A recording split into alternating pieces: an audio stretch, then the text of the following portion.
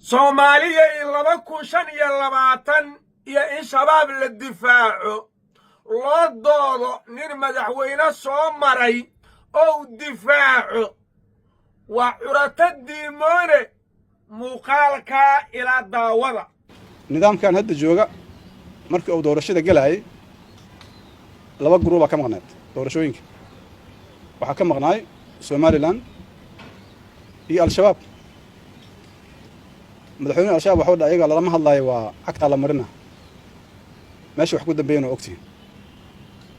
Somaliland waa maqan tahay waxa raacday Puntland waxa raacday Jubaland marka doorashada la qabanayo waxa laga qabanayaa magaalada Muqdisho inkasta oo shabaab gabalkoodu dhacay waqtigooduna uu gabaawsi joogo waxaan caawa kitaab quraana 114 gacanta u oo aan ugu dhaaran karaa inaan Sheekh Shariif Sheekh Axmed Sheekh Muuse Cigalle wax xiriir ah oo shabaab la lahayn laakiin waxaa meel xun la gashay mucaaradnimada iyo dhaliisha dawladda iyo suurad xumaynteeda ayaa horta meel xun la gashay Soomaalidu waxay tiraahdaa jinninimo ku dhici jiray horta uma dheera in shabaab la difaaco dadka naafaynta ay naafay karta waa u kala nugul yihiin adeerkay Sheekh Shariif wuxuu ku jiraa inkastoo dadka Soomaaliyeed ay og yihiin inuusan raad ku lahayn dadka u nugul inuu naafeeyo macnaha xiriir uu la leeyahay hadii la yiraahdo dadka u nugul inuu naafeeyo ku jira waayo tiirkii hore ee soo aasay ee madaxweyne meeshii hore ka yimideen ka soo naqday waayo horta oo madaxii ugu sareeyay soo qabtay madaxii fulinta midowga maxaakiimta oo ugu dambays shabaab wuxuu siibtay hasaatee caawa su'aal baan idin weydiinaya igama jawaabi kartaan laakiin adeerkay iigu geeya wuxuu yidhi adeer Sheekh Shariif tiimkan hadda jooga markii ay doorashada galayeen laba garuub ayaa ka maqneeday doorashada waa al-shabaab iyo Somaliland su'aasha koobaad waxay tahay haddii laba garuub oo xaq u leh doorashada ay ka maqnaayeen doorashada dhinaciisa uu ka galay ee muxuu u dhii waayay doorashadaani waa xaaraan laba garuub oo xaq u leh inay doorasho ka qayb galaan ayaana ka maqan su'aasha labaadna waxa ay tahay garuubka hadda jooga ama talada haaya ma asiga ayay la mid ahaayeen mise doorashaday ayagu qabanqaabinayeen sawsa asiga isku garuub ma ahayn oo badbaado qaran islamay ahayn oo islamay wada soconin hal dariiq soo kumay wada soconin maxaa ayaga wixii maqnaay iyo wixii joogayba maxaa ayaga u saariyay mise doorashadii 2026 ayaa la gaaray oo anaa maqan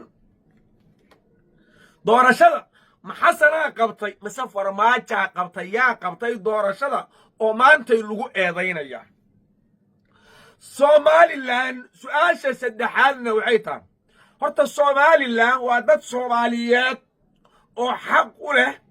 4.5 kana kamid ah oo 4ka tiir kamid ah doorashada way ka qayb galeen 60 xildhibaan oo golaha shacabka ah iyo 11 sanatar ayay ku lahaayeen doorashadaas maqan aniga koonfur galbeed ma sanatar ay ku leeyihiin taa ma xaqiiji karaba hadda hasaatee nimankaas doorashada waa joogeen ee taargetkani shabaab ayuu u socdaa ma jirtaa dastuurka sama ku taala meel urur diimeed argagixisa ah oo inuu doorasho ka qayb galo xaq ugu leeyahay shabaab sameeyihiin ama daacish dad xaq u leh inay doorashada Soomaaliya ka qayb galaan adeerkay Sheekh Shariifsa maantay ma u bannaan tahay Somaliland haba u doode inuu shabaab u doodo yiraahdo doorashada shabaab ayaa ka maqnay mase u bannaan tahay dagaalkii lagu qaaday inuu diido oo yiraahdo meesha ku dambeeyay waa la ogaa inuu yiraahdo ma u bannaan tahay su'aasha ugu dambayso qodobkan waxay tahay qodobo kale tooda noo soo socda su'aasha qodobkan ugu dambayso waxay tahay shabaab ma astaahilaan in wada hadal lala galo ama lala heshiiyo mise waxay ku qiimo badan yihiin oo waajibkoodu yahay in la tirtiro oo dukum daakum laga dhigo oo dalka iyo dadka dhibaatada ay u geysteen laga qabto intaa adeerkay Sheekh Shariif iigu geeya asigaa ka jawaabaye xasan Sheekh Maxamuud ku soo haray xasan Sheekh Maxamuud doorashadii hore Shariif uu kala mid ahay musharax u ahay horta 2026 ama 2026 haddii laga tanaasulo doorasho qof iyo cod ah waa 2026 haddii qof iyo cod ay naqato dastuurkuna sida hadda uu ku socdo oo ku dhamaystirmana waa 26 doorashada uu qaba doono ayuu aad iyo amaan ku leeyahay ninka la yiraahdo xasan Sheekh Maxamuud wixii maqnaay iyo wixii joogay 2022 maxamed cabdullaahi farmaajo iyo ra'iisul wasaare maxamed xuseen rooble ayaa shaqo ku leh isla saara sheekadu hal fariinna adeerkay Sheekh Shariif aan rabaa inaan u diro oon ilaahdo adeero nin madaxweyne soo naqday dalkaanna wax badan u soo qabtay dadka Soomaaliyeedna waliba ay jecel yihiin tahay xasan Sheekh Maxamuudna fagaad inta tiraahdo oo xafiiska u garaacda gow u siido ayaad dhihi kartaa wada qaldanaad ku socotaa walaalkaa kaaweynaan ahay da' kama hadlayo aniga waayo maxamed abgaalaa tahay nin harti abgaalaa tahay walaalkaa kaaweynaan ahay wadada aad ku socoto wada Soomaali anfacaysa ma aha ee ka joog haddii uu kaa diido oo ku inkirana abgaal ismaanaad inta isugu wacdo aad dhihi kartaa walaalkaa hadduu qaldan yahay qabashow kaa rabaa aan qabanno xasan Sheekh Maxamuud qabashow u baahan yahay aan qabannaad dhihi kartaa intaas uu ku qaldan yahayna waa leedahay haddii laakiin gosha ka raaci ay tahay mandatekina ma dhammaanin haddii wax la diidayana xildhibaan cod lahaata